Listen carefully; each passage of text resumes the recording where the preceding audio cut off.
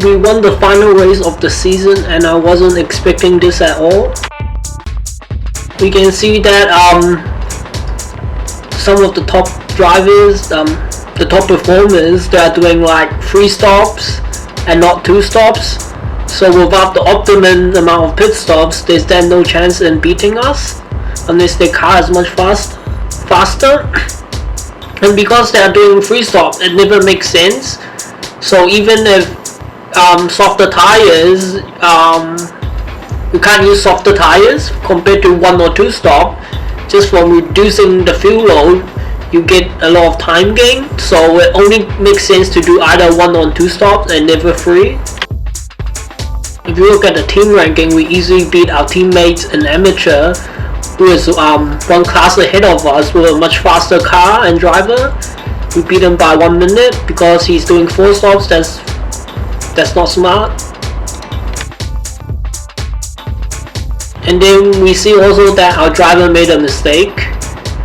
Even after we trained him many times to have more concentration and reduce the aggressiveness. Initially I thought if the driver goes off track or not is only dependent on the concentration to aggressiveness ratio.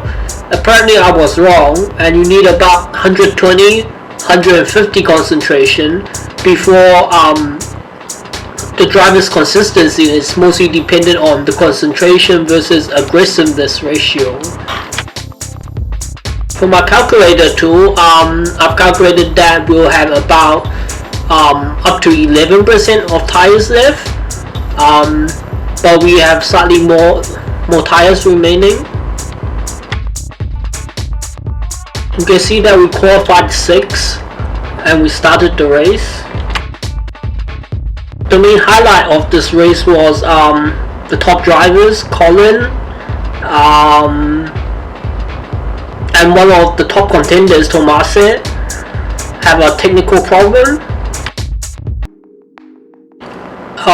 This is a highlight because if you have a technical problem and you have a very poor finishing position, after the race your entire team becomes demotivated, and then your staff also becomes demotivated. So even if the driver motivation doesn't matter because you're changing drivers for next season, then if your team doesn't have high motivation, then you have less performance, so it's not good. So it's always important, even if you have more than enough points to promote to next season, that you never have technical problems and you finish the race with reasonable position, even if you're doing echo to save money.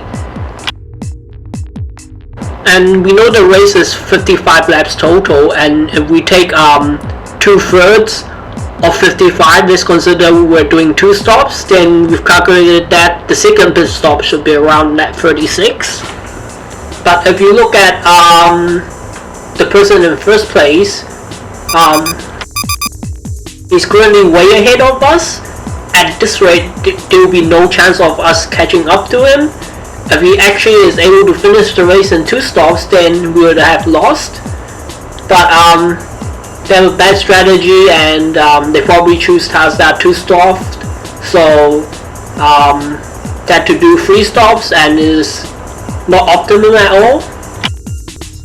So normally if you made it like to lap 33, like just do 2 stops, there's only like 3 laps less than lap 36, so I expect them to be able to actually pull off just doing 2 stops.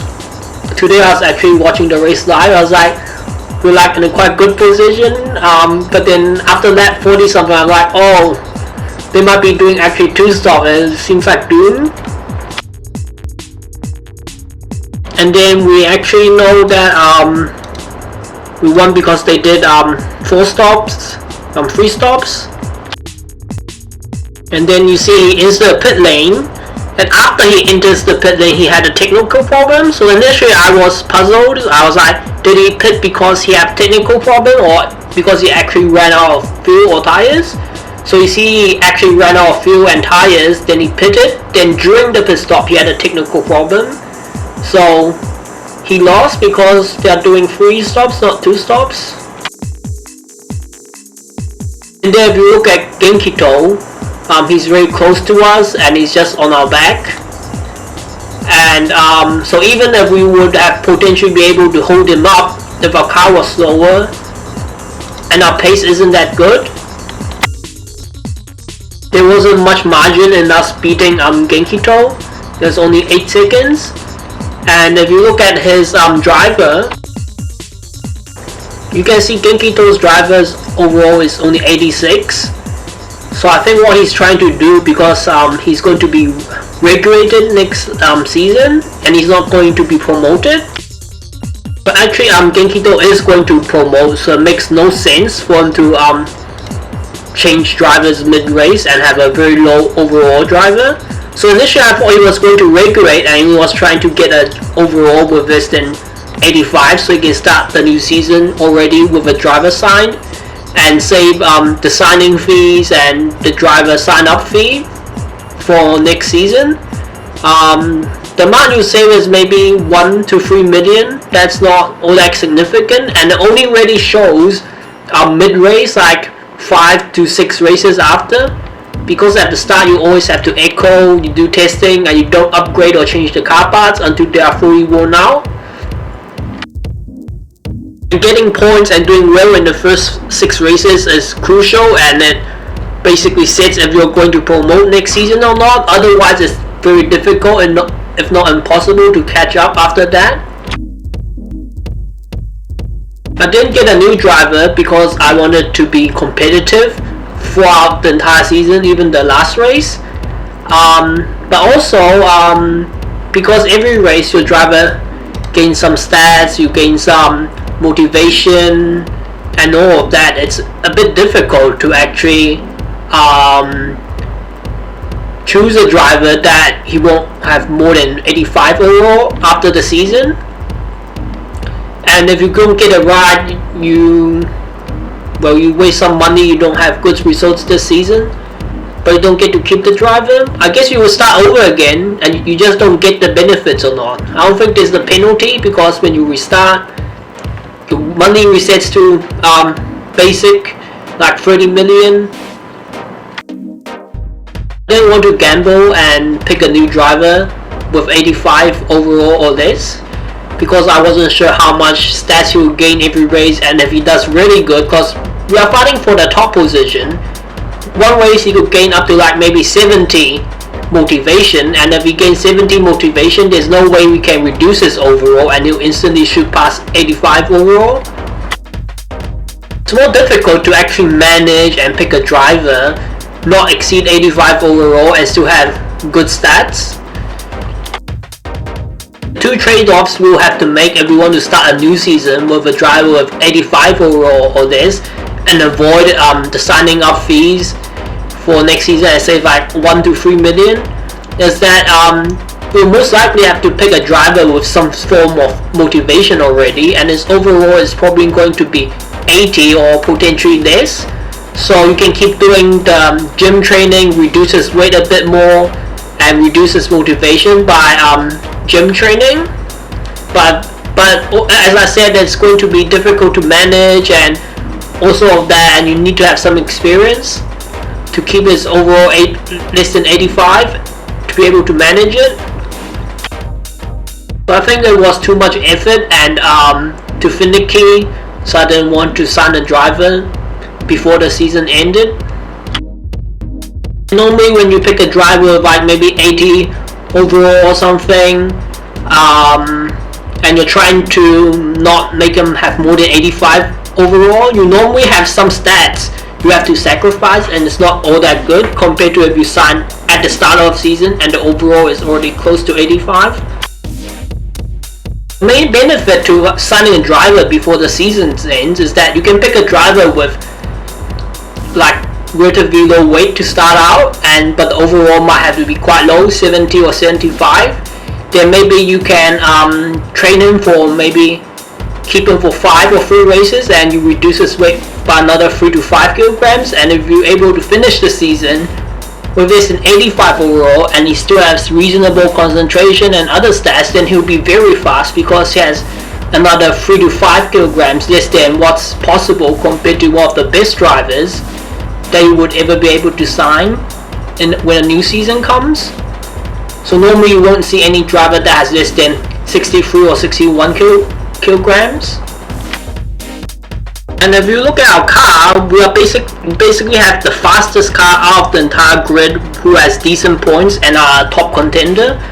So everyone who is a top contender or in the top position has a slower car than me. But our margin and our race pace isn't all that good, and we are barely much or any quicker than them. So we know that Carlos and Genkito are the top performers, and the car has a similar performance to us. But if you look at their drivers, you can see the overall is quite poor, similar to ours. So we can see Carlos, who has very good pace in the race. His driver is 88 kilograms, but he was still able to have very good pace and all of that. And our car doesn't seem overpowered at all compared to them. And then Genkito has a very low overall of 86, but he was still just right on our tail. So I think probably because we chose a driver with low concentration, that was our main problem. Our car was similar to some of the top contenders in performance, but we didn't pick a person with high concentration. I had chose this Lisu Leone as my second choice initially, but he got signed so you can't see his stats anymore. But some of the other drivers I was considering was this David D and this John Atkinson. See, the weight is relatively high, and the talent isn't all that high, and their concentration to aggressiveness ratio is not good. There's too much aggressiveness. That's why we didn't choose it as our second driver.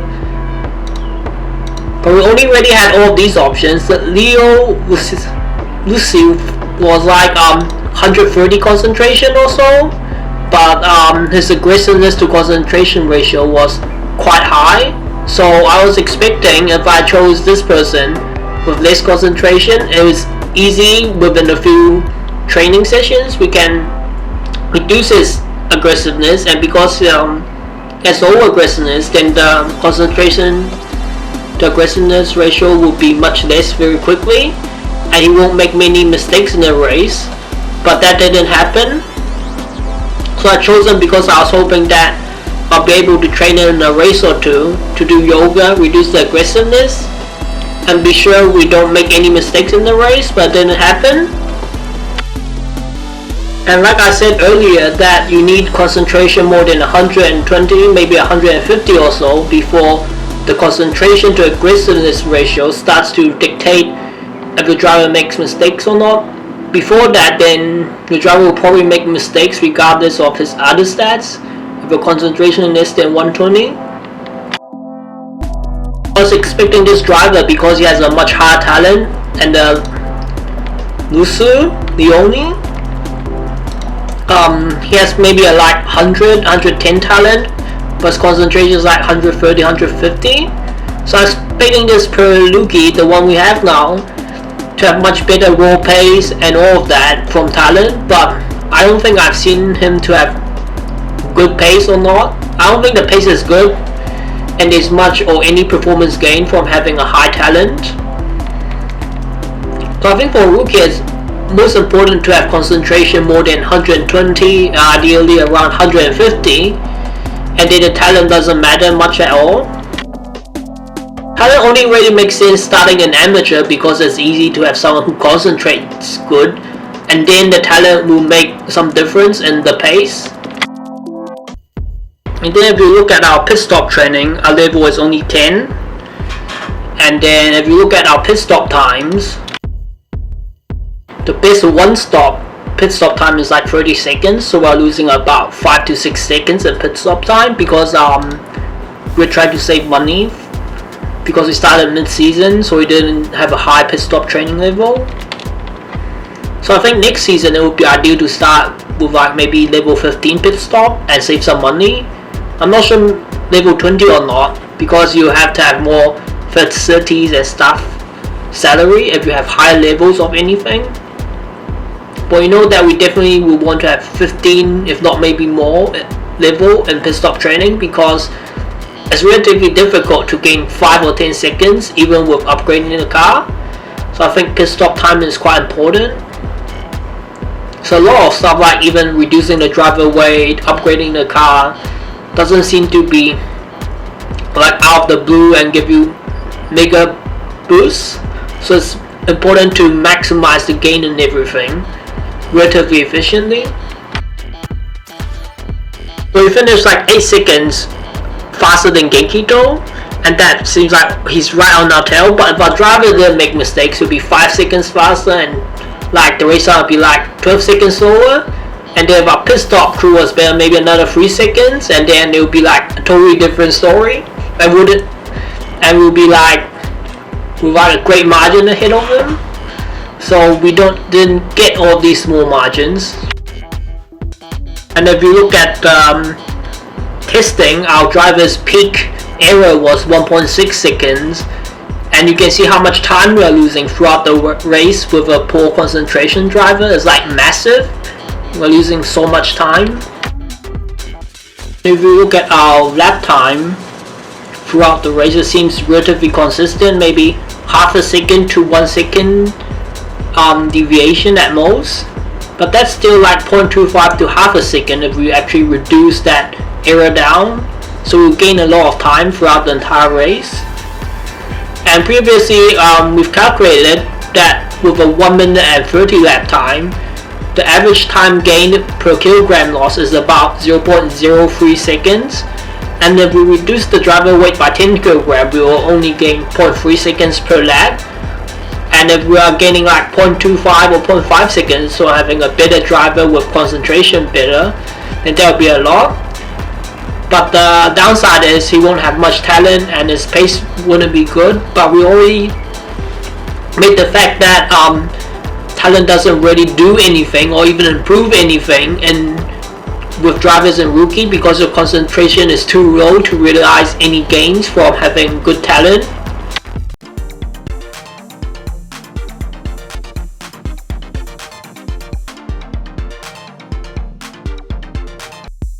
So recently I chose a new driver, and then I find quite a few drivers that has a low weight around 75 to 65 kilograms, but they have a lot of experience, 100 or more, and has good concentration, 120 or more.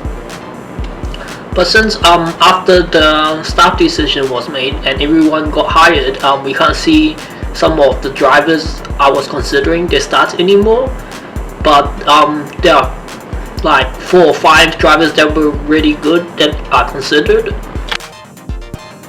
If you look at the driver that I chose, he has 120 concentration, 100 talent, 200 experience, and a lot of technical insight, 120. And surprisingly, when I looked at the calculator tool, the more technical insight you have, I think the less fuel and the less car wear you have. And the experience also reduces the fuel and car wear. The talent reduces only the car wear, and concentration also reduces the car wear and the fuel.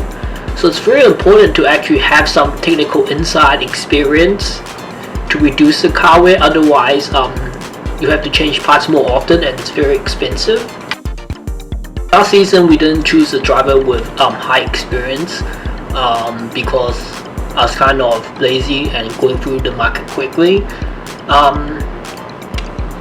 But let's say you have a bit less concentration and overall stats a bit worse, but if you have more experience, let's say 100 more experience or 150 more experience, then instantly with the less fuel, if you look at a calculator tool, it's like 3 to 5 kilograms less. So even if your driver is slightly more heavy, the more experience, he will drive faster and he will use less fuel, so it's very advantage. So we chose this driver because he has literally some of everything, and he's going to have very low car weight, and he's going to make us go very fast, and he has a very low weight of 68 kilograms. If you look at the calculator tool, with our current driver with high experience, we need 118 liters of fuel. Let's say we have like a different driver with less experience, and we reduce the experience by 100 points. Suddenly we need 1.3 liters more fuel. And let's say we reduce the technical insight by 100 points and suddenly we need 2.5 liters more fuel. So you can see it's very important to have some technical insight and experience to reduce the fuel, so we drive faster. So we are using the calculator tool, so we have the perfect setup. It's still important that we have some technical insight so we can reduce the weight and reduce the car wear, reduce the fuel load. And if you look at the car wear, let's look at only the brakes with 35 wear. And let's say we reduce the experience by 100 points. And then suddenly the brakes goes from 35 to 40 wear by reducing the experience points by 100. But the impact is much greater because some of the drivers, if not a lot of players, pick drivers with like maybe 30, 20 or 50 experience. Like last time we had someone with 20 experience, and they've got compared 20 experience to like 200 experience, you lose a lot of car wear. So previously our brakes went from 35 to 40 by reducing the experience by 100 points. So then you have 45 wear on the brakes compared to 35 if you have like 200 versus 20 experience. So that's like a huge difference, and throughout the entire season you have to change your parts more often, so it's very expensive. So sometimes you think maybe I can pick a sober driver or something with less stats, but you have to also make sure you pick a driver with good experience, time and all of that, so you can reduce the wear and reduce the costs. It's not cheaper if you have a cheaper driver but the stats aren't good, because the car wear and all of that will be very expensive. So normally we would want to do weight training, but my driver doesn't have any aggressiveness. It's important to have aggressiveness to ensure our driver pushes hard enough. But last time we figured out that with less than 120 concentration the aggressiveness should be 0. But previously our driver didn't have experience, and we know that experience helps our driver stay on track and not go off. So I'm going to try and increase the aggressiveness because it's one of the most efficient ways to gain performance, considering if you already have enough concentration and the driver is not going to go off track. Otherwise, if the driver's stats are already there, then we want to do weight training. But weight training to reduce weight will reduce his motivation. At the start normally maybe the motivation is low or 0, so it's good to do that because it doesn't change the motivation.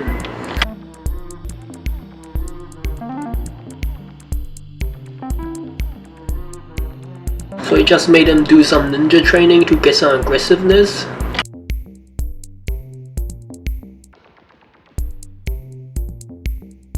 If you look at the cost, we can see that we spent about 2.1 million or so to sign a driver.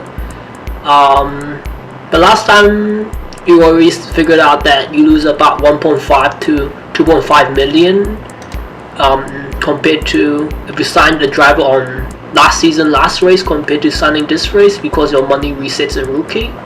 But I don't think it's all that important, and sometimes it's tedious and too much work to do that.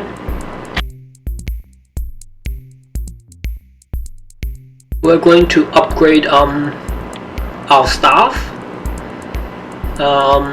We're going to increase the pit stop to the maximum because it doesn't cost much more compared to level 10. So it's only 1.1 million and 1.5 million for 20.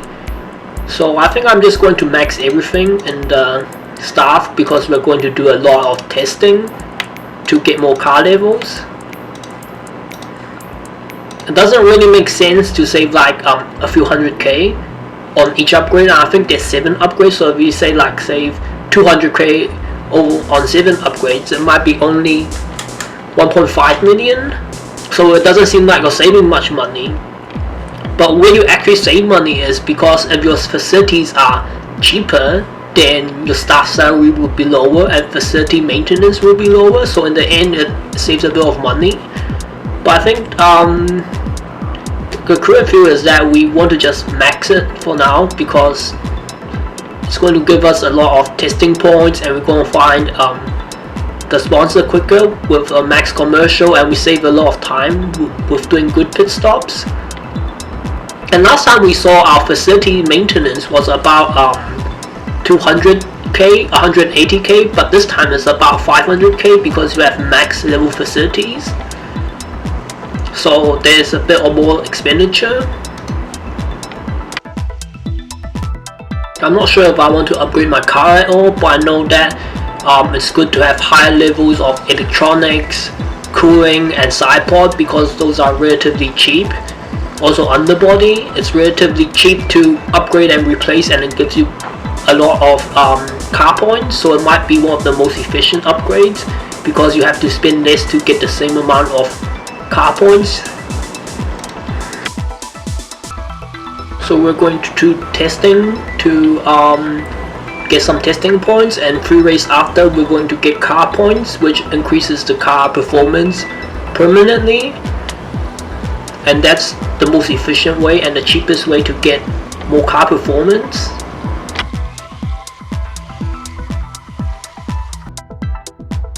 And since we changed the new driver, we also have to look at his new happy driver range to set up the car properly.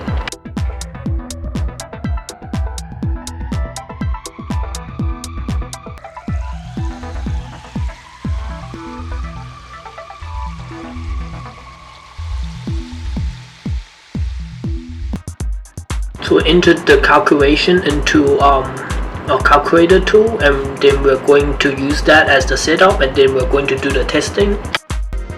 And we also use this data to calculate the amount of fuel and the laps you can do with our tires.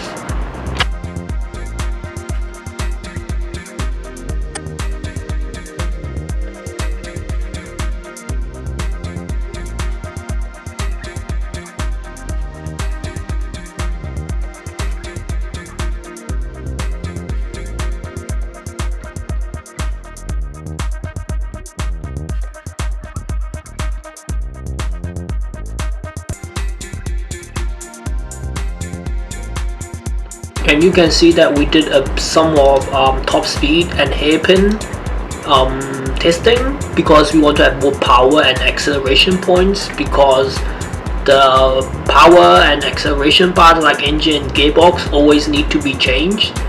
So and the car will normally have more handling, so we need to do this so our car will have balanced car character points, and that will give us the best overall results. And if we look at our driver, his best time is about 1.2 seconds quicker than his average time. So even with our driver has good concentration and high experience, he's not consistent enough, and we can still gain a lot of time if he's more consistent. You can see our car weight has increased quite a bit, but it's still one of the cheapest way to increase performance by doing testing. If I have done hairpins and overtaking testing, if I have done the braking and chicanes testing instead, then the performance and acceleration points increase will be slightly less, and then we would have slightly more balance points. Currently it feels like it's slightly too much, the amount of power and acceleration points we have. If you look at the people who upgraded their staff, Tomase Yu, last time we saw him, he didn't promote, but he was one of the top drivers. He didn't have max staff level, but then we know all of these people that have high staff level because they're probably going to do some testing. And you see, if we don't do any upgrades, staff level is only 4 compared to the 10 and 14 or 15. So there's not enough tire left if we're trying to do one stop medium, so we are going to use one stop hard for this race. And we just entered the results into our calculation tool.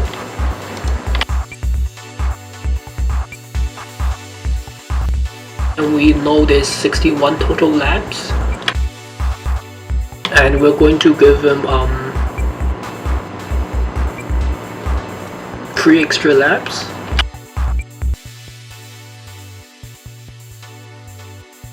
And then we're going to have to look for a sponsor. So we're going to negotiate with one of the sponsors so we can get some more money.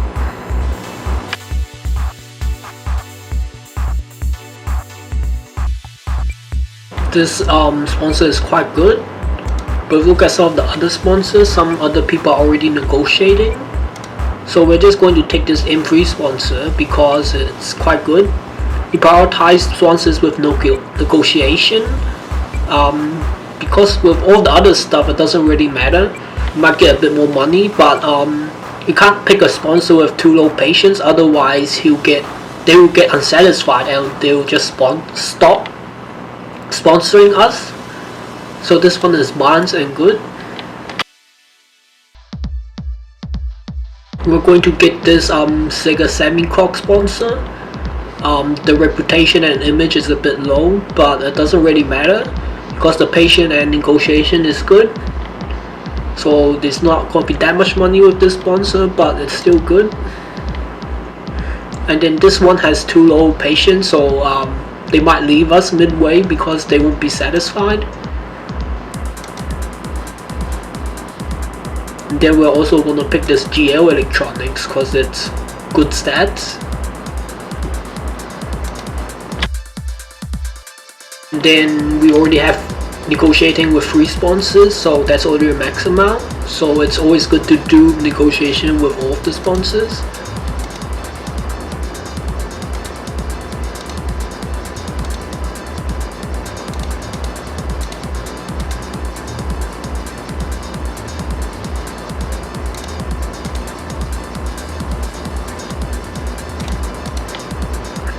And then we're going to set one of the priorities to be very high so we can get one of the sponsors quickly.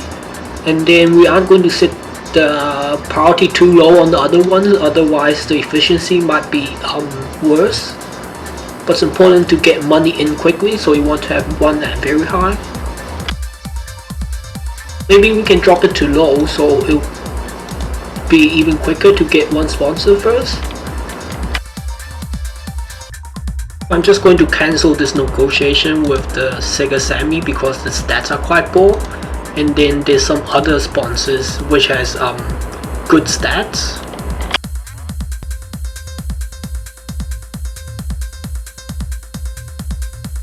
So these two are quite good, but I don't think I want to pick the Brickstop because the image is quite lacking.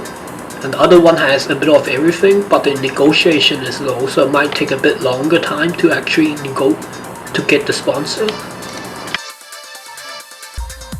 And we're going to set our priorities like this because Emerson is a bit difficult to negotiate, so we are going to keep at normal, and then we're still going to keep M3 at high because it's has the best stats.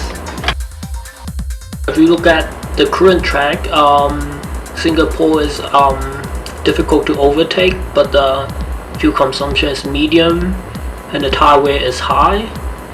So last time we said that overtaking is not necessarily a good indicator whether we should do 1 or 2 pit stops, but I think potentially with difficult to overtake using harder tires and less pit stops, doing less pit stops means you less often go to back of the grid and get mixed up with the slow drivers. So potentially it only makes sense to do 1 pit stop compared to 2 with difficult overtakes, so you don't lose time and get stuck behind others.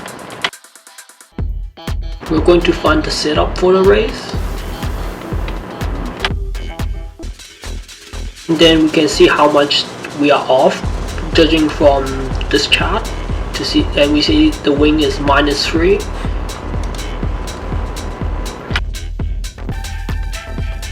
Suspension is also -3. Let me just finish the calculation.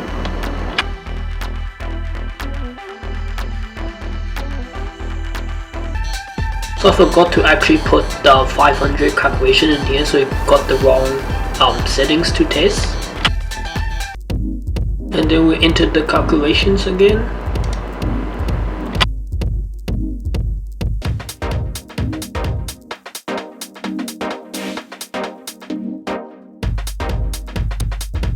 and we just found the final setup for the car.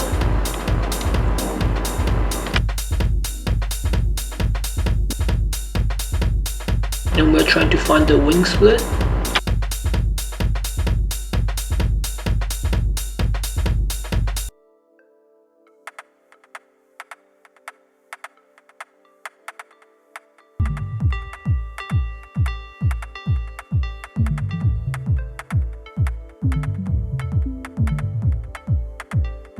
And we can see that our lap time with 60 and 30 wing split was very similar, so the wing split should be in between, which is 45. And then we are going to do our Q1.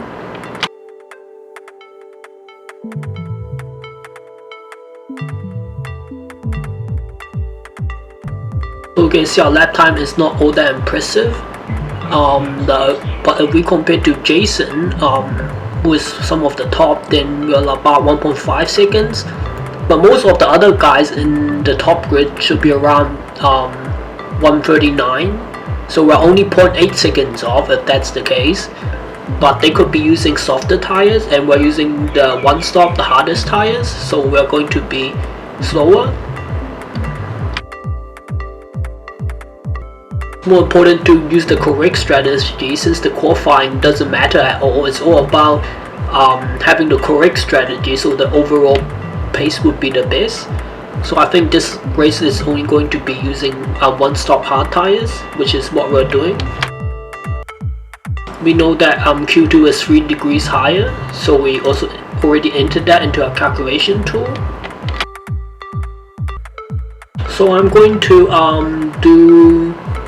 give it only 2 extra laps, which is about 3.5% of the race distance, because it's about I think 3 kilograms of fuel less. I mean 3 liters less fuel. So we're going to do that, and we've already entered the Q2 settings, and then we're going to do Q2.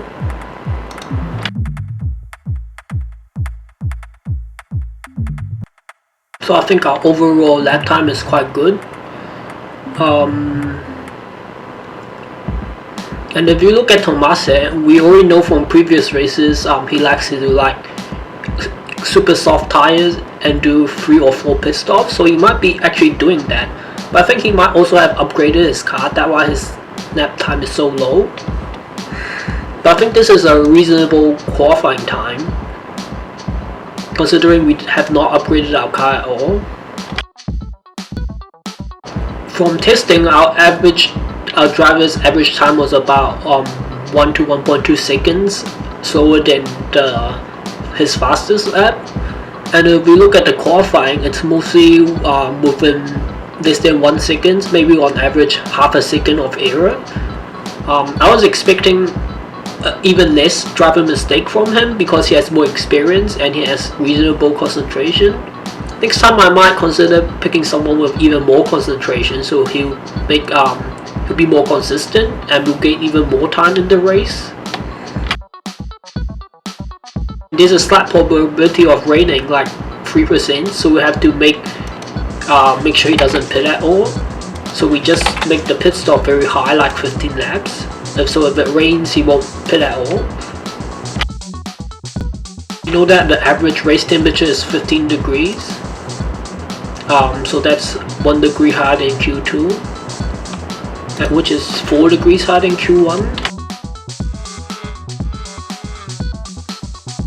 We entered the temperature into our calculation tool. We also entered the car wear into our calculator tool, because the car wear also changes the setup. And we entered the fuel required for the second stop from our calculator tool. Also we entered the setup.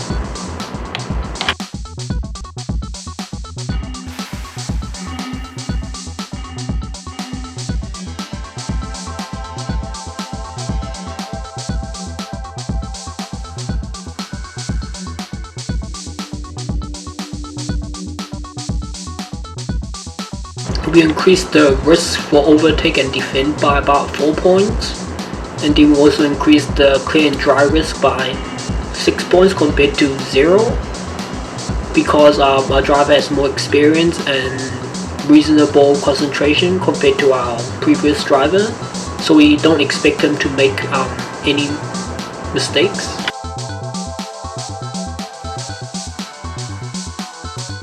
We finished the race setup, and we also set the boost lap to 5 laps and 5 laps after the pit stop. So the boost laps is important because after you do the boost lap, he gets the information about the track and his overall lap time reduces, even if the boost lap is supposed to be only for 3 laps of pushing hard.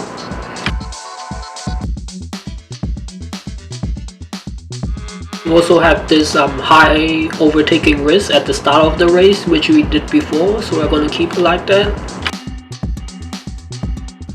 And if you look at all the qualified rookie managers in our same group, then we're only about 5 seconds slower, and if you look at the overall rank, we're 1,508 out of 1,000, so we're about like midway, so I think it's good because considering we are using hard tires and a higher fuel load, so we should qualify slower, but our race pace should be quite good. If you look at our current team, you can see 2 people have the car maxed already. They upgraded a lot, but if you look at Tomasiu, he hasn't upgraded his car at all, and he's at the back of the grid, but he was able to qualify quicker than everyone else, so potentially he's using the softest tire. That's why he got a good qualifying time. But we still don't have enough information to decide if he's actually going to do good or not in the race.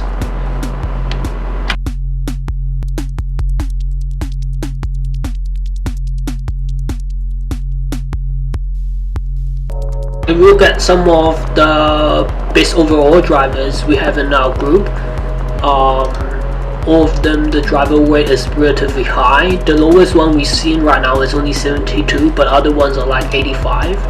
If we look at Tomasiu, who qualified on Q1 currently, he has an 85 kilogram driver compared to our 68, and we know that every 10 kilograms it's about 0.3 seconds slower, so that's a lot of time lost. If we look at our racing team, we have very similar qualifying time compared to our teammate. I think our teammate is doing 2 stops, that's why his Q1 versus Q2 is has a less difference. But if you look at this driver, he has 98 kilograms, so I don't expect him to do well. So I think in Singapore, the tire makes quite a bit of difference, so it's potentially 1 second difference from compounds. So if we go from hard to soft, it might be hard to medium, it might be like 1 second or 0.7 seconds, and then go from medium to soft and soft to very soft, so it might be like maybe 3 to 4 seconds difference between the softest and hardest compound. If you look at the testing standings, we are the only person who has done 100 laps of testing, and it never makes sense to do less than 100 laps because it's most efficient. So we look at all the other people, they aren't all that experienced, so if you are doing testing, you would want to have 100 laps, and we know that from 0 testing to some testing, you gain about 5 to 7 car points. So even with just 100 testing laps, you get 5 to 7 car points on each stat, and that lasts for maybe 6 to 8 races before it reduces about maybe 1 point every 3 to 4 races. So that's sort of the most efficient way, but you can always keep doing testing and you get more and more.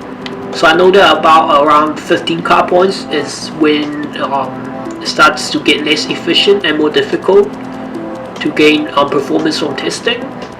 But still, testing is the main way to make the car faster, and it's the most efficient.